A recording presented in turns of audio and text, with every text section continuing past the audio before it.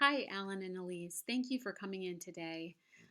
As you know, we've been working together to analyze your information and come up with recommendations as to how to improve your situation and create a plan that's not only reasonable but also satisfying for you as you work toward meeting your goals and your objectives. So today, the purpose of today's meeting is to talk about my analysis and recommendations, and I'd like to get your feedback on those because at the next meeting we will actually map out a timeline for implementing recommendations. And as part of that timeline, you will have responsibility for certain functions, and I will have responsibility for coordinating the implementation. So today, I'd like to talk to you specifically about two aspects of your plan, namely your emergency funds. You haven't specifically asked about emergency funds, but in your case, I think it's particularly relevant, so I'd like to spend some time talking about it. Emergency funds provide liquidity in the event of major events such as death, disability, unemployment, but it also provides liquidity in the event of a significant home repair. Perhaps an appliance is broken and needs replacing.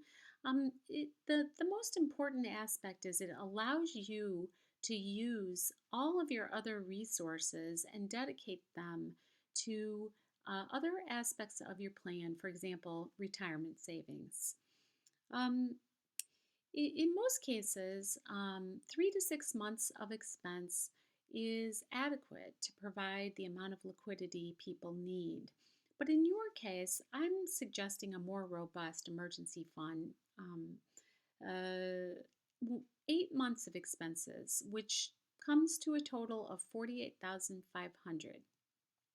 Now, you might ask why I am recommending a higher than usual amount of emergency funds to be on hand. And there are primarily two reasons for that.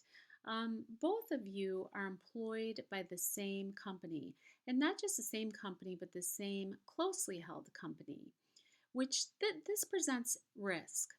Um, if the financial condition of your company deteriorated, or if management changed, or if ownership changed, there is the possibility that both of you could be looking for employment at the same time.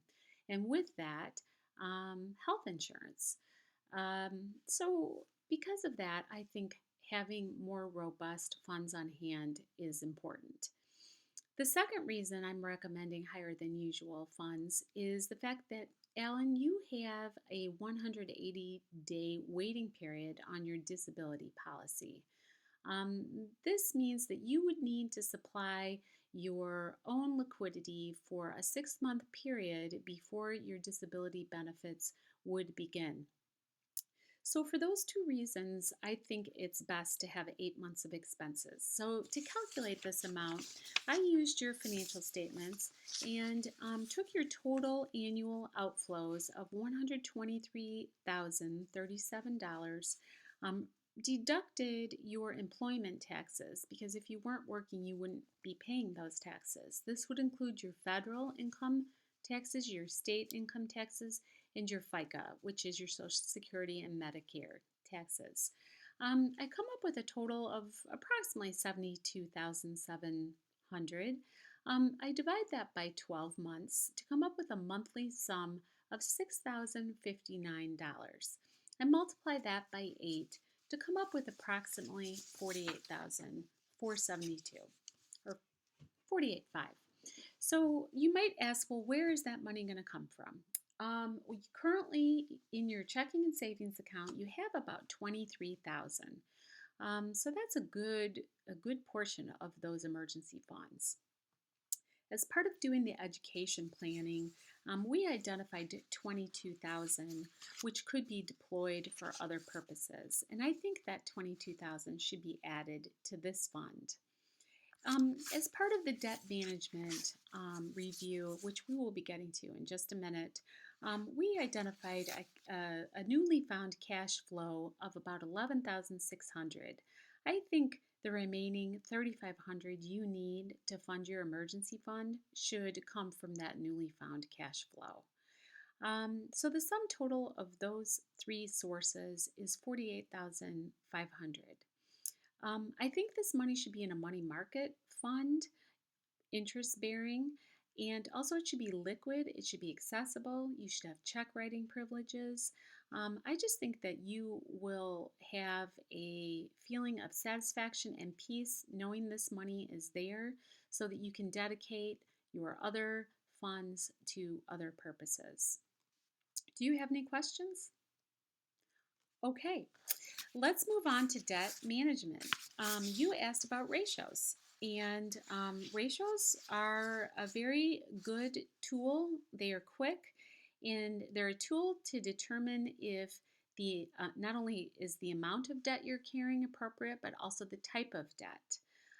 So let's talk about the different ratios and how you compare to industry standards. The first ratio I looked at was your consumer debt ratio. This is the sum of all of your monthly consumer debt. By consumer debt, we mean your car payments, your credit card payments. Adding those up and taking them as a percentage of your net income, we're looking for a ratio of 20% or less. In your case, your ratio is 28%, which is higher than the norm. And we're going to talk about that. The next ratio I looked at was your housing cost ratio. This would be your mortgage payment, your payment for real estate taxes, and your insurance payment. Added together and divided by your monthly gross income, that ratio should be 28% or less. And in your case, it's 15%, which is quite good. The next ratio is your total debt ratio. That is the ratio of your consumer debt ratio added to your housing debt ratio. We're looking for 36% or less, and your ratio is 43%. It's high, largely because of your consumer debt ratio. The last ratio we look at is your current ratio. This is your current assets as a percentage of your current liabilities. There isn't an industry standard or norm for this ratio, but the higher the number, the better, because it's an indication that you have the wherewithal to pay off your current liabilities easily and quickly. In your case, it is 5.34%, or not percent, 5.34, which means you could pay off all of your short-term liabilities 5 times over with the liquid assets you have on hand. So let's go back to your consumer debt ratio. It would be a good idea to pay off your credit card, to pay off Elise's car loan. Of the 2 car loans, Elise has the higher percentage loan, and also to pay off that margin loan. By paying those loans off, you will be freeing up $11,600 of cash flow that you would have dedicated to paying those loans. You'll also be reducing your interest expense, for which you receive no benefit, and you will be bringing your consumer debt ratio within the industry range of normal. So do you have any questions? So in summary, I'd like to recommend that you pay off the credit card loan, pay off Elise's car loan, pay off the mortgage, I'm sorry, not the mortgage, the margin loan. And by doing this, you'll reduce your interest expense, you will improve your debt ratios, and you'll provide cash flow, which can be deployed for other purposes. I also recommend that you avoid using credit cards, you drive your current vehicles as long as possible, and you start a fund to save for your next vehicle so you can avoid loans in the future. Well, thank you for coming in today. It's a privilege to work with both of you, and I know you realize that this is a process, and I think as a result of talking about these 2 particular areas of many in your financial situation, that we can improve your situation by implementing some of the recommendations I've made today. Thank you.